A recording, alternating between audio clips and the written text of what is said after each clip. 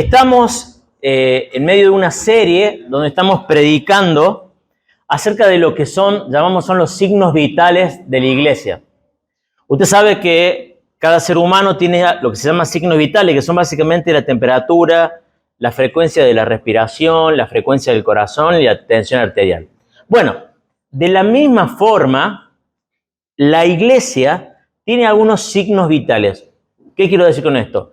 Hay cosas que deben estar presentes para ver y entender que la iglesia es una iglesia viva. ¿Y de dónde sacamos esto? O sea, ¿de dónde entendemos que en la Biblia salen estos 5 signos vitales? Y hemos venido viendo que hay 2 pasajes muy importantes donde podemos deducir que estos son los 5 signos vitales. Y acá ahora viene el momento de la vergüenza. Mía, ¿no? No de ustedes. Ahí hemos hablado de que hay un gran mandamiento, que es amar al Señor nuestro Dios con toda nuestra alma y con todo nuestro ser y a nuestro prójimo como a nosotros mismos. Y de aquí se desprenden 2 de los principios o signos vitales que deben estar en una iglesia. ¿Quién se acuerda cuál era el primero? Adoración. Bien, Eduardo. Un 10 para el Eduardo. Bueno, ¿y el segundo? El segundo es, debemos amar al prójimo, ¿bien? Y amar al prójimo significa tener compasión. Y ahí hemos hablado del gran ejemplo del Nuevo Testamento, de una historia, es la historia del buen samaritano. ¿Bien? ¿Se acuerdan del buen samaritano? Aquel que tuvo compasión de ese hombre que estaba tirado y dolido. Luego, adoración y servicio o compasión. Quédese tranquilo, si alguno tiene problemas de memoria. Vamos a imprimir 2 banners de los 2 principios. De ese lado vamos a dejar, mejor dicho, arriba, y de ese lado los otros 3. Bueno, entonces el gran mandamiento, adoración y servicio y amor. El segundo que estamos viendo es lo que se llama la gran comisión, donde Jesús dice que hay que ir y hacer discípulos a todas las naciones, bautizándolos en el nombre del Padre, del Hijo, del Espíritu Santo, enseñándole todas las cosas. Y en esto vimos ya 2 cosas, a ver quién se acuerda. Vimos la importancia de evangelizar, bien Carla. Y el domingo pasado, y acá, atento porque este viene con premio. Discipulado, Carla. Bueno, paso el aviso. Este es el manual de discipulado que vamos a empezar. En 15 días, a las 10 de la mañana, vamos a empezar a estudiar este librito. Así que la Carla nos ganó a todos y va a tener su libro para ir estudiando. Así que Carla, cuando empiece el curso, digamos, va a ser la primera en responder las preguntas. Y Germán, por supuesto. Bueno, bien. Hoy nos vamos a concentrar en el 5º principio que lo vamos a encontrar en el Evangelio de Mateo, capítulo 28. Si abren su Biblia, en el Nuevo Testamento, el Evangelio de Mateo es el primero. Y ahí está este pasaje que se llama la Gran Comisión, y es ahí donde sacamos esta idea de la importancia de compartir el Evangelio, o sea, hablar de Jesús, la importancia del discipulado, es decir, crecer en el conocimiento de Jesús. Y por último, vamos a ver lo que se llama la importancia de la comunión. Y vamos a explicar esta palabra de la comunión, porque muchas veces estamos nosotros, Mateo capítulo 28. Nosotros vivimos en un país donde la mayoría de la gente viene de un trasfondo católico. Entonces, si pensamos en la comunión, ¿qué pensamos? En los 10 años, bien, en la primera comunión, en los 10 años, camisa y corbata, el Eduardo. ¿No se acuerdan un amigo que la primera comunión fue la primera vez que se emborrachó? Pero bueno, no es eso lo que se tiene que venir a la mente, sino la palabra comunión significa tener una común unión, ¿bien? Estar unidos, ¿bien? Y acá es donde vamos a profundizar y vamos a ver dónde sale en la Biblia esto. Cuando leemos la Gran Comisión dice, por tanto, vayan y hagan discípulos de todas las naciones, ¿bien? Discípulos de todas las naciones. Y acá hay un pasaje que es clave, dice, bautizándolos en el nombre del Padre, del Hijo y del Espíritu Santo. Cuando nosotros somos bautizados, somos unidos a Jesús, no solo no solamente somos unidos como individuos, sino somos unidos como grupo. ¿Bien? Entonces somos parte de una comunidad que tenemos una común unión. ¿Bien? ¿Me siguen? Bueno, ahora vamos a hablar de la importancia de esto. Y quiero contarles una historia. Yo tengo un hijo que tiene 11 años, que se llama Juan Marcos, y que hace más o menos 2 años que me viene picando la cabeza que quiere que le compre una PlayStation. Bien, que es un videíto juego. Y tengo varias razones por las cuales no se lo quiero comprar. Primero, que es caro, y segundo, que lo voy a perder a él porque se me va a sumergir en el videojuego. Pero bueno, imagínense que yo, Juan Marcos, llega el día de Navidad y le digo: negro, he cumplido tu deseo en forma parcial. Y le digo: este es tu regalo. ¿Qué es esto? A ver, Ali, vos que... Mateo, es un joystick, ¿está? ¿Y qué me va a decir Juan Marcos? ¿La consola? ¿Y los juegos? Bien, a ver, esto que está espectacular, que tiene un montón de colores, que está buenísimo, está bárbaro, ¿bien? Pero por sí solo no tiene ningún sentido. Bueno, de la misma forma, nosotros, cada uno de nosotros, hemos sido llamados a pertenecer a Jesús. Y cada uno de nosotros solamente no podemos vivir totalmente aislados de la comunidad, de la cantidad de gente que Jesús ha llamado. Les voy a dar otro ejemplo. A mí me gusta mucho el básquet y ustedes saben que la selección argentina en el año 2004 ganó la medalla de oro en Atenas. ¿Se acuerdan o no? Algunos se acuerdan. Bien. La cuestión es que le ganamos a los norteamericanos, que son el equipo más grosso, más importante. Bien. Entonces, una de las reflexiones de uno de los jugadores argentinos, que se llamaba Pepe Sánchez, le decía a los americanos, no sé si lo decía a los americanos, pero decía a los periodistas, le decía: el básquet no es un juego, no es como el tenis. Bien, en el tenis es 1 contra 1. En el básquet, ¿qué es? Es un juego de equipo, 5 contra 5. Bien, no podés ganar individualmente. Bueno, de la misma forma, la iglesia es una comunidad. No basta con tener una excelente relación personal con Jesús. Está bueno eso. No basta con leer y orar todos los días. Hay algo a lo cual debemos pertenecer, a un grupo, un equipo que Dios ha planeado. Lo que vamos a ver primeramente es que esta idea de comunidad es una idea que nació en el corazón de Dios. Esta idea de comunidad es una idea que nació en el corazón de Dios. Es decir, es el plan de Dios. Dios, que nos llamó por medio del Evangelio, nos ha unido a Jesús. ¿Se acuerdan? Veníamos hablando de que hay muchas metáforas o imágenes que hablan de qué es la iglesia. Y una de las más lindas es que la iglesia es como un cuerpo. Y ese cuerpo tiene una cabeza. ¿Y quién es la cabeza? Es Jesús la cabeza. Y nosotros, cada uno de nosotros, somos el cuerpo. Algunos son manos, dedos, pies, rodillas, cabeza, cuerpo, rodilla, pie, rodilla, pie. Cada uno es parte de ese cuerpo y estamos unidos a Jesús. Hay un pasaje que quiero que me acompañen, que queda en 1 Corintios capítulo 12. 1 Corintios capítulo 12, que justamente habla de esto, de que la iglesia es un cuerpo. 1 Corintios capítulo 12 dice así: de hecho, aunque el cuerpo es uno solo, o sea, ¿cuántos cuerpos hay? Uno solo,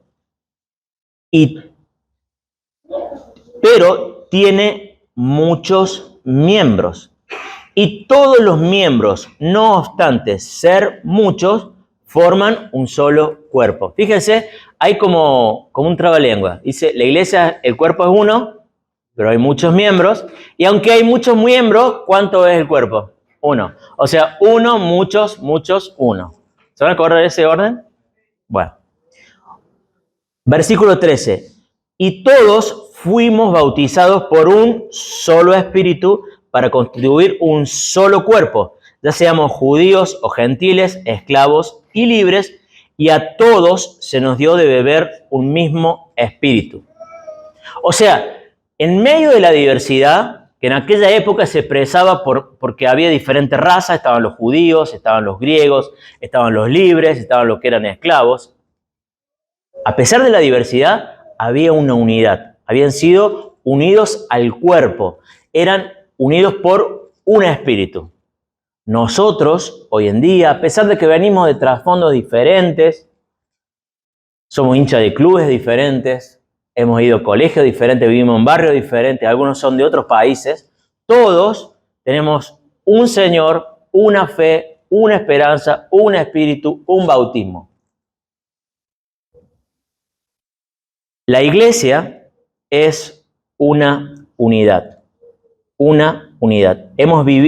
Vivimos para vivir en comunión. Ahora, ¿por qué es importante que somos un grupo de gente y no somos individuos? Por ejemplo, ¿qué pasaría si solamente aquí estaríamos uno o dos solos, ¿no? Y no tuviera el grupo de alabanza? ¿Qué pasaría? Desafinaríamos bastante, ¿no? ¿Qué pasaría si no están los hermanos que traen la comida y el café? ¿Y qué pasaría, imagínense por un segundo, qué pasaría si no están las maestras que están dando clases a los chicos? No pudiéramos prestar atención. Bueno, la iglesia es una comunidad. Ahora, ¿por qué? Y pensemos bien un segundo, ¿por qué es que Dios ha pensado que la iglesia sea una comunidad? O sea, debe haber una razón lógica por la cual Dios de la eternidad pensó, dijo, che, ¿sabes qué? Sería bueno que cada uno de estos individuos, Carla, Germán, Manuel, Leonardo, Carlos, Lucas, todos nosotros, seamos parte de una comunidad. Y la razón es la siguiente. La iglesia somos como postales o imágenes que le dan gloria a Dios, que muestran la hermosura de Dios. Hay un pasaje en Efesios que dice que la multiforme sabiduría de Dios es expresada por medio de la iglesia. Efesios capítulo 3, versículo, no me acuerdo si el 12 o el 13. ¿Bien? Entonces somos postales de esta unidad y esta gloria que Dios ha desarrollado. Y vamos a leer dos pasajes donde vamos a tratar de percibir la belleza de la comunión en la iglesia. El primero lo vamos a ver en el libro de los Hechos. El libro de los Hechos, capítulo 2. En el libro de los Hechos se nos cuentan los comienzos de la iglesia. Y acá vemos cómo es que la iglesia creció, cómo es que la iglesia se organizaba. Y bueno, de hecho vamos a seguir estudiando el libro de los Hechos. Pero en este pasaje, Hechos capítulo 2, versículos 44 y 45, se nos describe una postal, es decir, una imagen de cómo era la iglesia. Fíjese lo que dice. Dice, todos los creyentes estaban juntos y tenían todo en común.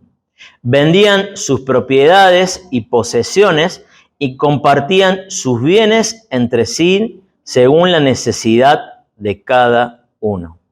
¿Bien? Acá tenemos una expresión, creo que máxima, de lo que es la unidad. Cada uno compartía. No le importaba, no importaba tener él, sino que le importaba el otro.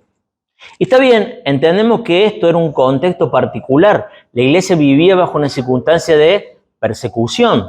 Por eso es que había tal necesidad de compartir. Ahora esto, dice el pasaje, que era maravilloso para la gente. O sea, la gente veía esto y decía, qué increíble el amor que se tienen. Y si recordamos, Jesús dijo, ¿se acuerdan? Jesús dijo, en esto la gente van a conocer que son mis discípulos. ¿En qué? En que tienen la Biblia los domingos. En que cantan lindo. ¿En qué? En el amor. ¿Bien? En que nos amamos los unos a los otros. Acompáñenme, vamos a ver otra imagen esto. En el libro de los Hechos, en el capítulo 21, versículo 5, vamos a ver una hermosa escena que nos muestra lo bello que es la comunión de los hermanos. Hechos capítulo 21, versículo 5, dice, pero al cabo de algunos días partimos y continuamos nuestro viaje. Ahí Lucas está hablando de un viaje que hicieron con Pablo. Dice, nos acompañaron hasta la afuera de la ciudad, las mujeres y los niños, junto a todos los discípulos, y allí en la playa nos arrodillamos y oramos. Luego de despedirnos, subimos a bordo y ellos regresaron a sus hogares. ¿Qué pasó? El apóstol Pablo con su grupo de discípulos estaban de viaje y llegaron a una ciudad y compartieron. Y llegó el momento de despedida. ¿A quién le gustan las despedidas? A nadie le gustan las despedidas. Y aquí vimos la imagen de la despedida. Dice que se fueron a la playa, se arrodillaron y oraron. Dígame si eso no es una hermosa imagen de la unidad, de la comunión que la iglesia debe tener. ¿Es así o no es así? Ahora, esto es algo que Dios ha dispuesto, que la iglesia sea una comunidad, porque esto le da gloria a Él.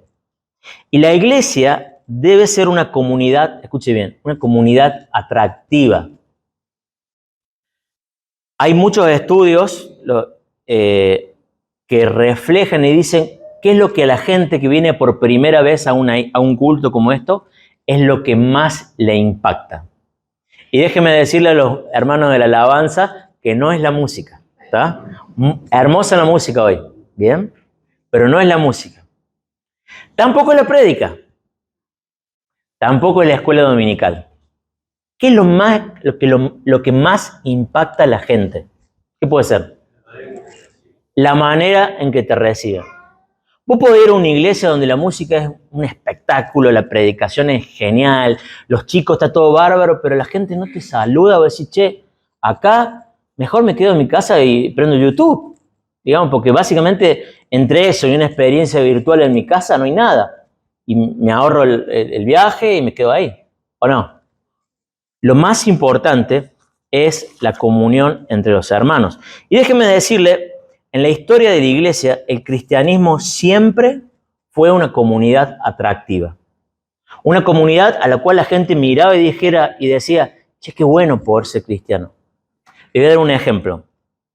Las mujeres en la antigüedad eran básicamente una propiedad del hombre, del marido. Y estaban puramente y exclusivamente vistas como alguien que, como un bien, porque era así, era un bien. O sea, tenía el auto, bueno, no había auto en esa época, pero tenía el auto, la casa, se llamaban el presupuesto auto, casa, animales, esposa, ¿bien? Y el objetivo por el cual los hombres se casaban era para tener hijos, lisa y llanamente. Ahora, en el cristianismo no era así. Jesús y los discípulos, particularmente el apóstol Pablo, enseñó que los maridos deben amar a sus mujeres, así como Jesús amó a la iglesia. ¿Se da cuenta la diferencia que había entre lo que decía la palabra de Dios y lo que la cultura vivía? ¿Qué significa amar a tu esposa como Jesús amó a la iglesia? Significa que es dar su vida. ¿Cómo es ese amor? Es sacrificial. Es un amor que se niega. ¿Qué más? Es un amor entregado. O sea, yo sinceramente, no existen palabras para expresar lo profundo del amor de Cristo. Ahora, se nos está diciendo que debemos amar a nuestra esposa de la misma forma. A ver, ¿quién de los hermanos levanta la mano diciendo, qué bueno, qué fácil? Bueno, sin embargo, la iglesia era una comunidad donde, imagínense, donde la mujer tenía un lugar especial, un lugar de honor. Imagínense, ¿qué opinan? ¿Para las mujeres en la antigüedad era lindo, estaba de moda ser cristiano o no? Pero por supuesto, estaba buenísimo ser cristiano, porque ser cristiano era un lugar donde se me iba a respetar, donde se me iba a honrar, y ni a hablar si mi marido se convierte, ni a hablar, ¿no? Paso de ser la sierva a ser la reina del hogar. ¿Se dan cuenta cómo el cristianismo puede transformar una sociedad? Y bueno, podemos seguir hablando de muchos ejemplos. Quiero dar un ejemplo más cercano. Cómo la iglesia puede hacer cosas, puede comportarse de forma que la gente quede con la boca abierta. Déjeme contarle una historia. Eduardo lideraba un grupo pequeño, donde estaban muchos de los que están aquí, y había un matrimonio que recién estaban acercándose a la fe. Y ellos estaban pasando por una gran dificultad. Él estaba enfermo y no podía trabajar, y estaban pasando por una gran dificultad económica. Entonces, ¿qué pasó? Dios puso en el corazón de estos hermanos del grupo, diciendo, che, hay que dar una mano. ¿Y qué hicieron? Juntaron dinero y le dieron una ayuda, una ofrenda. ¿Bien? Ahora, esta gente estaba tan sorprendida por lo que lo dieron, ¿no? Por la generosidad, que cuando le empiezan a contar a la familia, y acá viene el lado un poco agrio y semi-gracioso, la familia le dice, no le recibas el dinero porque te lo van a pedir de vuelta y con intereses. ¿Bien? Lamentablemente, la iglesia también ha tenido sus malos ejemplos. ¿Bien? Hasta donde yo sé no le pidieron nada de vuelta. ¿Bien? Estos hermanos fueron profundamente conmovidos. En particular este hombre, el varón, que me acuerdo, un hombre re duro, llegó a la iglesia así. Y después de eso como que empezó a entender que esto se trata de amarnos los unos a los otros. Ojalá Dios nos permita ser siempre esa comunidad hermosa, esa comunidad que diga a la gente, che, qué lindo, cómo me gustaría ser parte de este grupo. Mira ese matrimonio, cómo se aman, cómo salen de la mano. Mira a los chicos, qué respetuosos. Qué hermoso poder ser esa comunidad. Ahora, como decíamos antes, lamentablemente la iglesia no siempre fue un ejemplo de unidad. Si estudiamos la historia de la iglesia, es división tras división, tras división, tras división, tras división. De hecho, la gran división que nos diferencia a nosotros de los católicos romanos se dio en el año 1517, que fue la Reforma. ¿Y cómo se nos llama a los que nos abrimos de los católicos romanos? Los protestantes. O sea, no es el mejor de los nombres. O sea, somos los que protestamos y rompimos la unidad. Pero bueno, ese es otro tema. ¿Tá? Ahora, el punto es que esta unidad que fue un plan de Dios, esta unidad que es hermosa cuando se da, es difícil. Entonces la pregunta que tenemos que hacer, nos vamos a tratar de responder, es cómo podemos hacerla crecer y cómo podemos cuidarla. ¿Bien? ¿Cómo podemos hacerla crecer y cómo podemos cuidarla? Bien, en el Nuevo Testamento hay una palabra que sale 100 veces. ¿Cuál puede ser? Aparte de Dios, Jesús, Señor, discípulo. Perdonar. Perdonar, bien, Eduardo, está cerca. Está cerca. Amor. Está siempre relacionada con verbos como amor, perdón, bien, también alégrense, pero está relacionada en los unos a los otros. ¿Bien? Los unos a los otros. Soportándose los unos a los otros. ¿Qué más? Los unos a los otros de la palabra. ¿Está? Sobrellat la carga los unos a los otros. ¿Bien? Esa palabra sale 100 veces. ¿Quieren que leamos las 100 veces que salga? No, ¿no? Vamos a leer un par o un poquito más de las veces que sale. Y una de las veces que sale es Romanos capítulo 12, versículo 10. Romanos capítulo 12, versículo 10 dice así. Romanos 12, versículo 10. Dice, ámense los unos a los otros con amor fraternal, respetándose y honrándose mutuamente. A ver, es muy fácil entenderlo, difícil llevarlo a cabo. Dice, ámense los unos a los otros, Hónrense los unos a los otros. Otro pasaje que es Gálatas capítulo 6, versículo 2, viene Romanos, 1 Corintios, 2 Corintios, Gálatas, capítulo 6, versículo 2.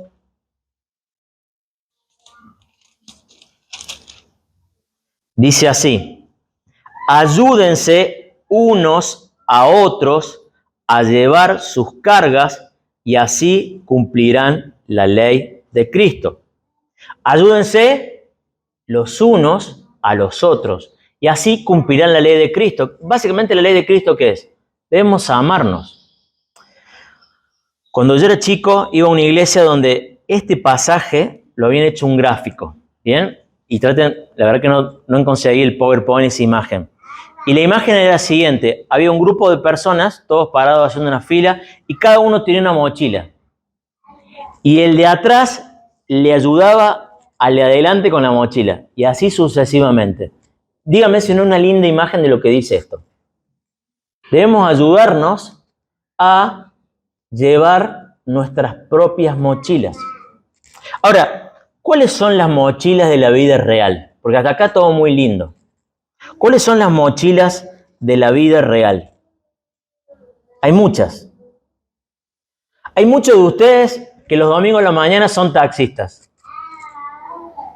No vamos a decir nombre, pero aparte de Rolando, hay muchos de ustedes que los domingos a la mañana traen hermanos y los llevan.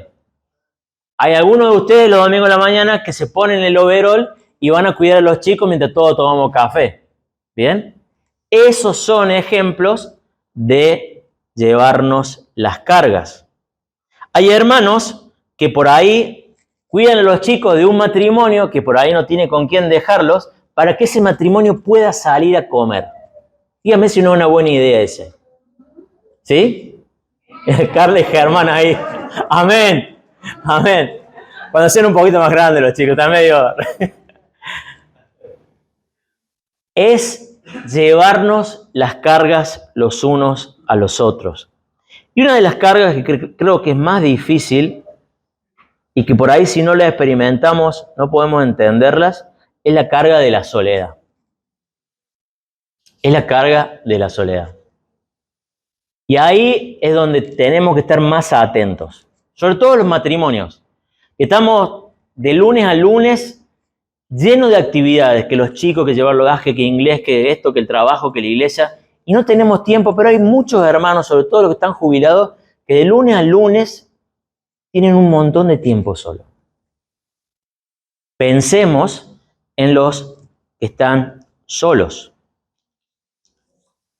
Algo para hacer: amarnos los unos a los otros, llevarnos las cargas los unos a los otros. Ahora, hay algo que debemos evitar. Hay algo que debemos evitar. Fíjense, el mismo libro de Gálatas, capítulo 5, 26, dice: no dejemos que la vanidad nos lleve a irritarnos y a envidiarnos unos a otros. No dejemos que la vanidad nos lleve a irritarnos y a envidiarnos unos a otros. Qué terrible que es la envidia. Me acuerdo, la primera vez que vi una ilustración de la envidia muy vívida, la vi en uno de mis hijos, no voy a decir el nombre, pobre. Le habíamos comprado una bici, qué hermosa bici, de Jake el Pirata. Estaba contentísimo con su bici, estaba chocho. Hasta que lo llevemos al parque y vio que había bicis mejores. Empezó a mirar a la otra bici y los ojos se le empezaron a abrir así. Eso es la envidia en un niño.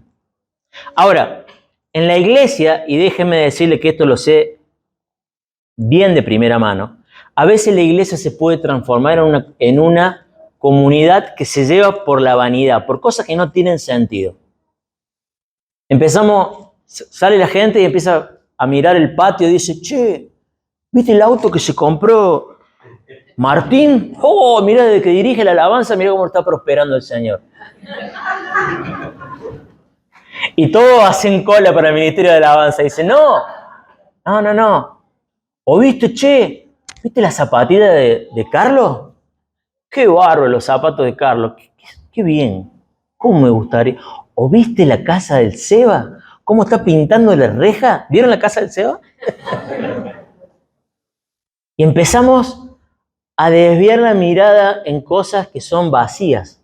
Empezamos a envidiarnos y empezamos a distanciarnos los unos de los otros. Otro pasaje muy importante es Santiago 4:11. Santiago 4:11 dice lo siguiente, y acá llegamos a una de las partes más complicadas. Dice así: hermanos, no hablen mal unos de otros. Si alguien habla mal de su hermano o lo juzga, habla mal de la ley y la juzgas. Y si juzgas la ley, ya no eres cumplidor de la ley, sino su juez. A ver, acá hay una clave para las relaciones interpersonales. En medio nuestro hay gente que es jefe de un negocio, hay gente que son directores técnicos y cada uno de ellos sabe que lo peor que puede pasar es que haya disgusto entre los jugadores, ¿o no? Fíjense, la selección argentina ahora, bueno, están todos contentos y todos unidos porque ganamos. No sé qué es primero, si la unidad o la copa. Bueno, pero la cuestión es que la unidad, el que se lleven bien, es un reflejo, se refleja en la cancha. Ahora, ¿por qué es importante eso llevarlo a la iglesia? Porque la verdad es que a lo largo del tiempo va a haber muchas cosas que nos van a hacer de decir, che, ¿viste esto que está haciendo tal? Está mal, ¿no? ¿Qué opinas? ¿Y viste aquello que hizo el Sergio? Qué mal, che, pero qué terrible. Pero vamos a orar por él. ¿Se dan cuenta la importancia de evitar esas cosas?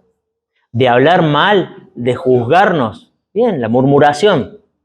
¿Por qué dice el pasaje? Dice, porque cuando hacemos esas cosas nos ponemos en el rol del juez. ¿Y quién es el único juez? Es Dios, es Jesús. Entonces hay cosas que tenemos que evitar. Seguir cosas vanas, envidiarnos, hablar mal los unos de los otros y juzgarnos. Por último, hay algo por lo cual debemos orar. Con esto cierro. Hay algo por lo cual debemos orar. Acompáñeme a Romanos 15, 5 y 6. Romanos 15, 5 y 6. Dice que el Dios que infunde aliento y perseverancia les conceda vivir juntos en armonía conforme al ejemplo de Cristo Jesús, para que con un solo corazón y a una sola voz glorifiquen al Dios y Padre de nuestro Señor Jesucristo. Ahí el apóstol Pablo está terminando esta gran carta que se llama Carta de los Romanos y lo termina con un deseo. Dice que el Dios que infunde aliento y perseverancia nos conceda vivir juntos en armonía. Entonces, esto nos da una pista de que esto no es algo que podemos hacer por nuestras propias fuerzas. A ver, si no nos guía el Espíritu Santo, le aseguro que en un mes estamos como perro y gato.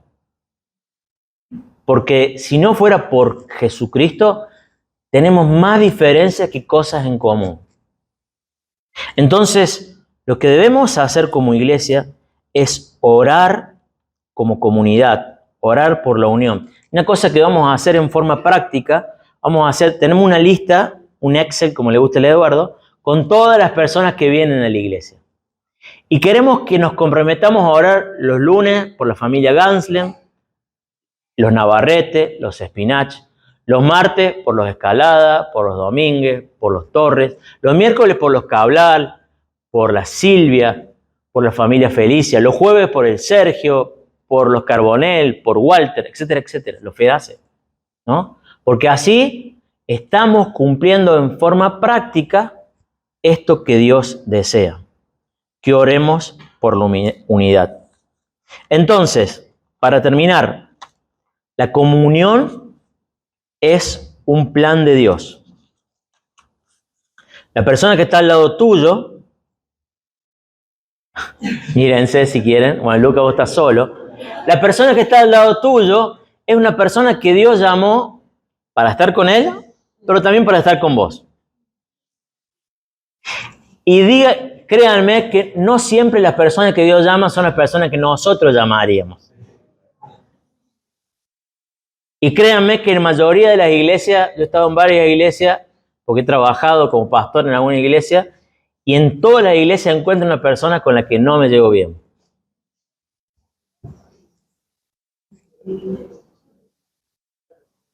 Y creo que cada uno de nosotros podemos decir amén. Ahora, por eso es que debemos orar, porque el plan de Dios es que somos un cuerpo, que hemos sido bautizados en un espíritu, que hemos pasado por un solo bautismo, que tenemos una sola fe, que tenemos una sola esperanza, que tenemos un solo Señor y Padre, nuestro Dios. Hermanos, como comunidad, oremos para que el Señor nos permita ser una comunidad atractiva, que refleje el amor, la fe y la esperanza. Una comunidad donde luchemos los unos por los otros. Cuando hay alguien que no viene, cuando hay alguien que está pasándola mal, seamos los primeros en estar ahí. Terminamos con una oración, terminamos poniendo en práctica esto que hemos visto. Señor, te damos gracias por esta tu palabra. Gracias, Señor, porque desde la eternidad tú tienes un plan y lo estás llevando a cabo y nos has llamado cada uno de nosotros por medio del Evangelio, el Evangelio de que Jesús ha venido a morir por nuestros pecados. Y Señor, nos has unido a ti en este cuerpo y somos parte de esta iglesia, este gran cuerpo. Te rogamos, Señor, que nos ayudes a hacer una iglesia atractiva, que la gente pueda ver y diga, qué lindo, qué hermoso, cómo se aman, cómo me gustaría pertenecer a esta iglesia. Ayúdanos, Señor, a amarnos y, Señor, ayúdanos a no envidiarnos, a no dejarnos llevar por cosas vanas, a que nuestras cabezas no se distraigan con las golosinas de este mundo. Y, Señor, ayúdanos a orar y a luchar en oración día a día por la vida y por el bienestar de cada uno de nuestros hermanos. En el nombre de Jesús te lo pedimos. Amén.